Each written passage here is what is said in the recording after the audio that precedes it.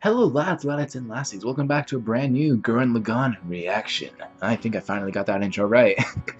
So, in case you missed it, we've done 4 episodes. This is episode 5 of 27? 26? Something like that. And this show is just great. It's classic 2000s, even though this was released mid-2000s, I feel the 2000s. I don't know, it's just something about it. I can feel the 2000s just seeping through into the show. And it's great. I love it. I absolutely love it. The animation is great. Everything, just like Communist Sword, super long. It's impossibly long. And then like the robots, they keep stacking up on top of each other.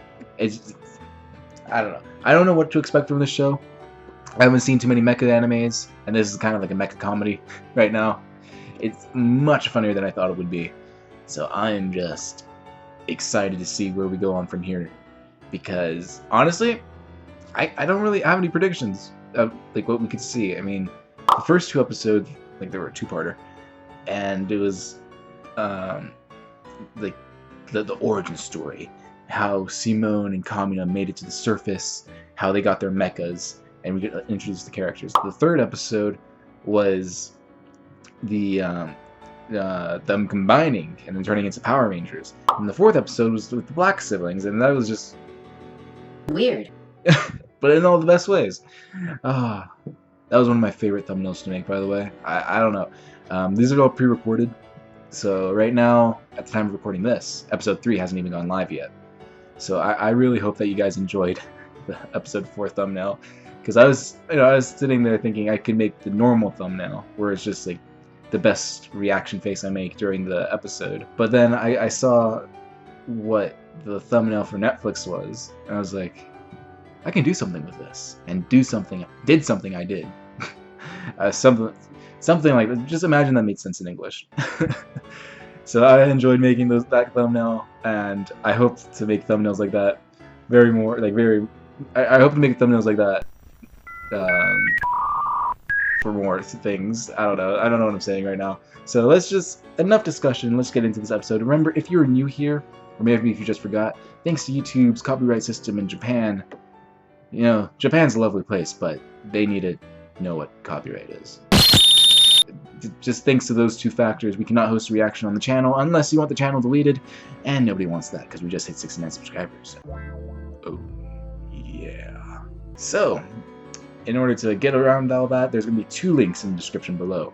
Link 1 will be taking you to, well, place to watch it. Link 2 will be taking you to place to watch it. The reason why there's 2 links below, because apparently one link doesn't work with everyone, but I like both links, so we're just going to use both links. If one of them doesn't work for you, just check out the other one, and there, bada bing bada boom, you're going to watch the reaction, then come back over here to watch the discussion. And before we start the reaction, I just wanted to give my good friend Anthony, before now, this has just all been voiceover, but now we're all caught up. Anthony, the Chad, as you may know from The Good, the Chad, and the Saint, has started his own YouTube channel. The Heretic, am I right? Nah, JK. Fully support him. But he decided to make some Terraria videos. And, well, of course, I can't let my boy make videos without shouting him out. So down in the description below, there's going to be a link to his video. Both the description and the pinned comment in this video, there's going to be some links to his videos, as well as the link to the reaction itself. So yeah, definitely after this, go check out Anthony's Terraria videos, because they are a treat. I mean, I love his editing. It just make me laugh. And I'm not really a Terraria guy, and just watching them, I'm entertained. So if you're into Terraria, you're already gonna love them. And even if you're not into Terraria, just give them a chance. Now, let's get into the reaction.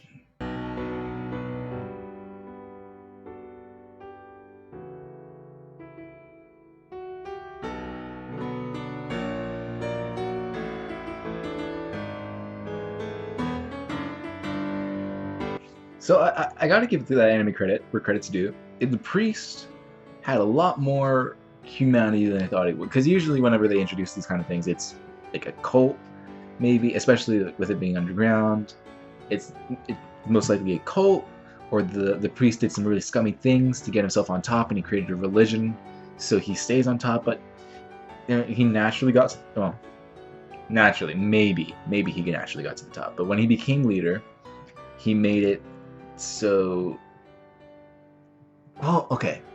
When he became leader, was it already a religion? I might have missed that. Um, yeah, leave down in the comment. When he became leader, was there already the religion there? And then he kind of just added on to it with saying, like, you know, the gods are blessed.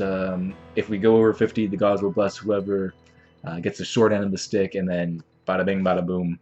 They're going to go to the surface, and the gods have blessed them. They're in heaven now, and then whoever's sent to the surface, that's a death sentence because it's the middle of the desert. We haven't seen anything on the surface other than Yoko's, like, and where Yoko and Ron originally were. We haven't seen anything other than that, like, towns or cities. That wasn't even a town. That was kind of just a mountainside hideout for a few people.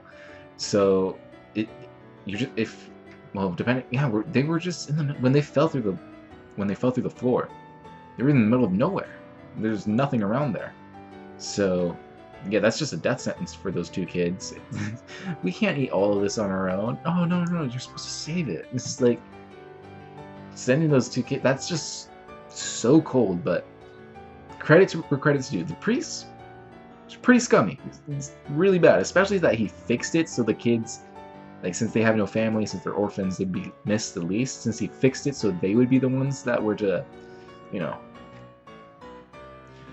like, that cold calculating, but credit where credit's due. He believes that he's doing the right thing for his people.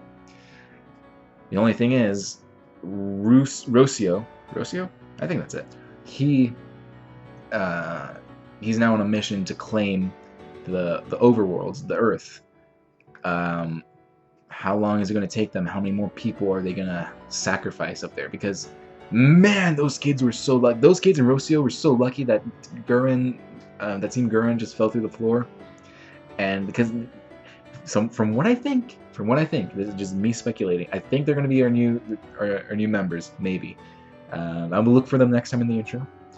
But I think that they're going to be our new members, and they're going to be riding along in the little trailer that they made that's attached to Gurren. That is so Giga Brain that I just found. I just said it right before we actually showed it, because no wonder why they introduced it from the beginning. Of course, that's why. So we can have this space for them, for these new people to live in.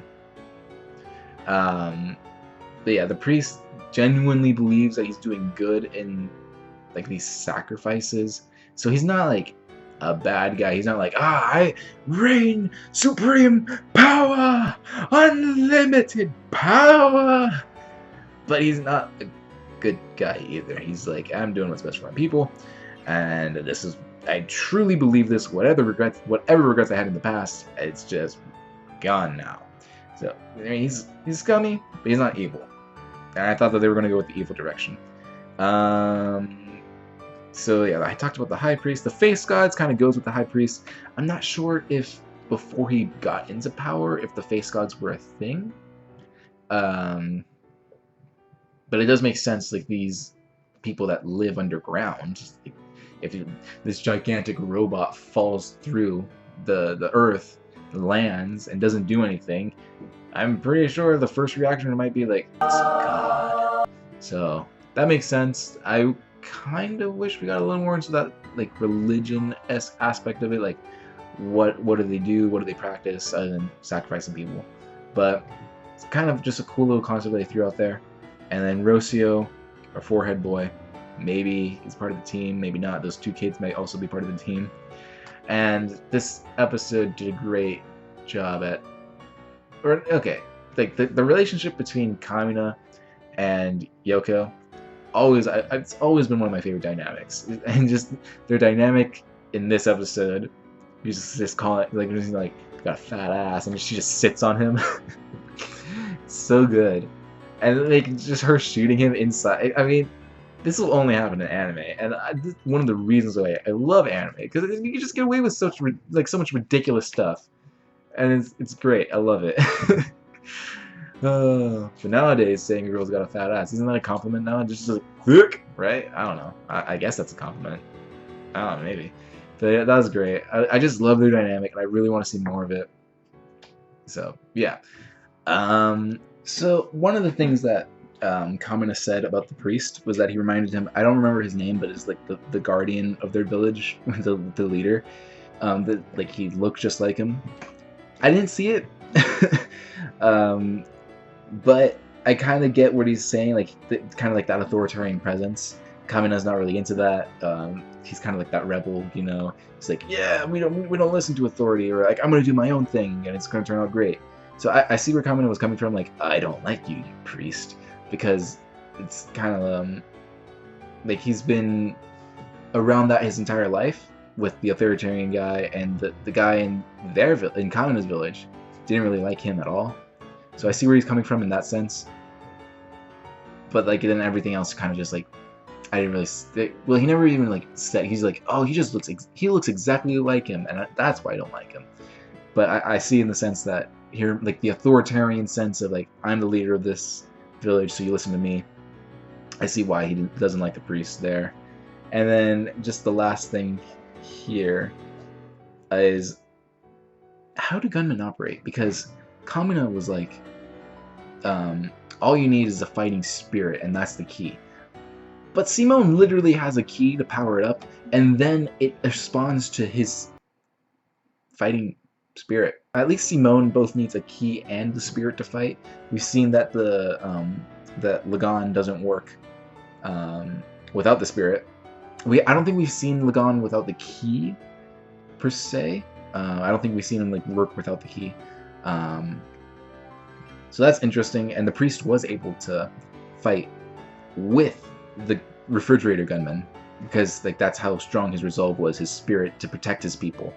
Like he's not okay, yeah, he's a scum. He's scum, but he's not like doing this for power. He's doing this because he legitimately believes this is the best way for his people, and that was able to power the gunman enough to kill the other gunman, like literally throw it into a ravine. So and it's just interesting to think like how do the gunmen operate? It's like they said something about electricity, but maybe it's more because I don't think Gurren or Lagan have chargers, so it's literally just based like they operate based off of how Kamina and Simone are feeling. Because when they were low on fuel, like when Kamina and Simone were hungry, their gunmen weren't working. They were shutting down. So they respond to their emotions. It's just interesting, like why does Simone or Lagan specifically need a key to operate?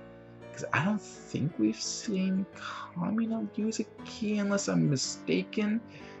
Kamina just like kind of like thrust with the arm things, and then it works. It follows his spirit, and Kamina's got a lot of spirit.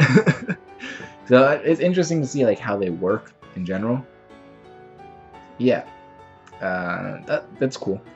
It's just I wonder how specifically they work. Is it you need both a key and like you need the spirit to do it, or what do you need? I'm sure we're gonna get into that as we go later on in the series.